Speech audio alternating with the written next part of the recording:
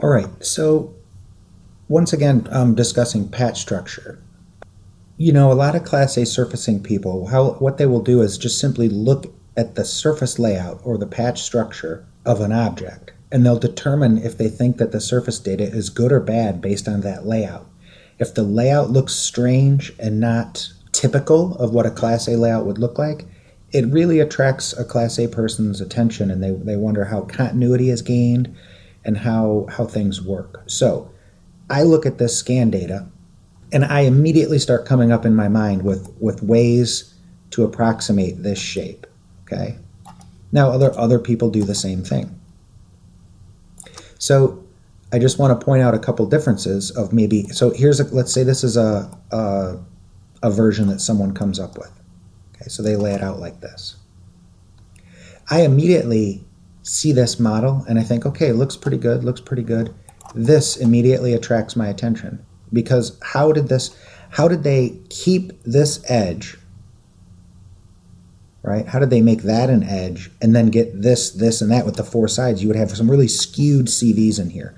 So when I look at these two surfaces, immediately I would see that and say, no, it's going to be really hard to maintain continuity across here and make this look good. Okay, and then if we rotate this around and begin to examine these CVs a little bit, and with all that we've been talking about, CV layout and all these things, we've got a really some torqued CVs over here, right? These aren't laid out nicely, and when this control vertice right here is below these, so I'll try a little bit different way to illustrate that. I'm going to just try to isolate this one row so you can see it. So if we pick this row, okay, and then we look at that row from here, okay, I know that that row right there, this surface must be coming out this way at the end. And what do I mean by out that way? Well, if we just use a couple quick drawing tools right here, what I mean is, if I drew a curve through here, it would connect this point, this point, this point, and that point. That's a negative. Okay? When you see that in CVs, that means that the surface lying underneath here is coming around its crown, but then at the end it has to do that because this is the tangency, that right there. So this surface has to be matching that tangency angle. It doesn't have a choice, right? That surface is telling it to do that. And then as we move back here, this one's positive, right? There is no negative at this point. So all of these, and this is how you can begin to analyze your surfaces, right? If we look at one row at a time, right? So if we look at this first hull, so I'm just going to go into pick hull. This hull, pretty much they're all crowned, right? We roll over to the next hull, pretty much all of these are positive. We roll to the next hull, these all positive. We roll to this hull, and now we start to get into a little bit of craziness, right? That row now is not, and we see some weird spacing. We come to this row, and when I look at this now, I see a low spot. Going from here to here, it goes down and then back up, okay? And that's the kind of stuff that a Class A person will look at immediately and determine if this model is good or bad. Not by shading, by that. Because we can shade this and it probably looks okay. Yeah, I mean, that's got continuity across there. If we checked it, let's check it for curvature. Okay, so we do have some curvature issues in here, so that's not that good. But when we look at it, though, it seems to highlight pretty good. That's when we need to start discussing what do these highlights mean. Okay, so if we just put this type of quick analysis on here, and I look at this, and I'm going to use my my non-proportional scaling, and I'm going to stretch this out. What I see is a smooth. I see a lot of hook right here, which is a bit strange. By hook, this really wraps rapidly this way. That's where that negative, I think, is coming in, a real tight curvature. So we have a nice S shape here, though. Then we have an S, and it kind of flattens out, and it gets a little bobble. Then we have a bobble, and we have some things going on in here. So it's curvature, but it's not quite how we would want it, okay? And I would have to, as a concept model, I see what this might be, but I would really have to understand if the designer of this wanted this section to have this much shape in it. Okay. So what's another way to check that? Well, I might cut some radial sections. So we'll do new radial. Okay. I'm just going to pick this edge. You pick a few, and it will drop off some planes, so we can check this out. Okay. Then let's pick these surfaces and cut those radial sections. All right. And now let's look at those radial sections from this way. And let's do our non-proportional scaled view. Okay. See how I could tell that this surface had negative in it without ever analyzing it, just by looking at those control vertices. See how that's a negative?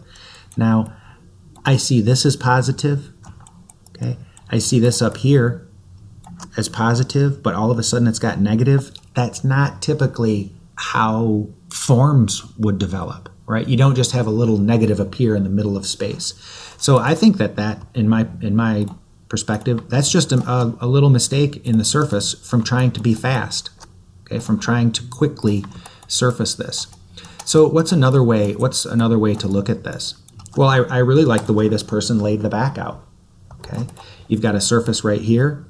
You know, while we do have some distortion in the CVs, it's a nice extrusion. Okay, and then what do? Then we build a transitional surface that keeps things radial. Okay, that's nice. That's what I think we should have done up here. So from the onset, if I was surfacing this, right, I would immediately looked at this and said to myself, okay, I see what we have here. Paint. Let me put a few lines down just so I see where I'm going. Okay, I know I'm going to have a section at the top of my wheel arch. I know this is one of my control lines. Here's another control line. Okay. I know this is a nice shape that I want to maintain right here down to the front. Okay, we've got a section then like this. Well, that's going to fill in nicely right there. So what I want to do is I want to make this section sweep this way. Okay, so maybe I do only sweep it to that point, but then I'm going to build this surface. Okay, so the underlayer for this area, I'm just going to extrude this out and connect it up underneath here. Okay, this will all be in space and not used. All right, and then to put my transition in and get back onto surface, I would come back and I would say, okay, my transition ends about like that, and now I can control with this transitional surface and with this transitional surface my continuity. This may have to be 2, this may have to be 2, just because we're working to a curve on surface along these edges. And I can show you what that would look like, right? Because when I laid this set of surfaces out, I made it like this. Okay, so if we take the scan data and we overlay it, this is how I laid my surfaces out. Okay, you can see how I controlled and it's not going underneath. So now these two surfaces are all positive. Okay, so even if they have maybe a touch of negative, it's controlled, but I'm pretty sure these are all close to positive. All right, and again, even if they have a little negative, it's controlled, and I could always get rid of it if I wanted, right, by making these all positive. I was trying to stick close to the scan, but this surface structure is going to give you a lot better chance to get good continuity and things like that. So if we look at now these black and white bars, and we'll go here to the side view. Oops, we must have this. That looks a bit strange. Maybe I'll do a reset view because something's quite peculiar here. Yeah, there. Now the shading's right, sorry. So now we have a nice arc, arc, arc, arc, and then we get down here to where it kind of got a little bit of an S. And it's very controlled as it goes across there. Okay, that's a nice patch structure. So even if the highlights aren't perfect or things are not, working perfect in this surface layout, a Class A surfacing person is going to see this layout immediately be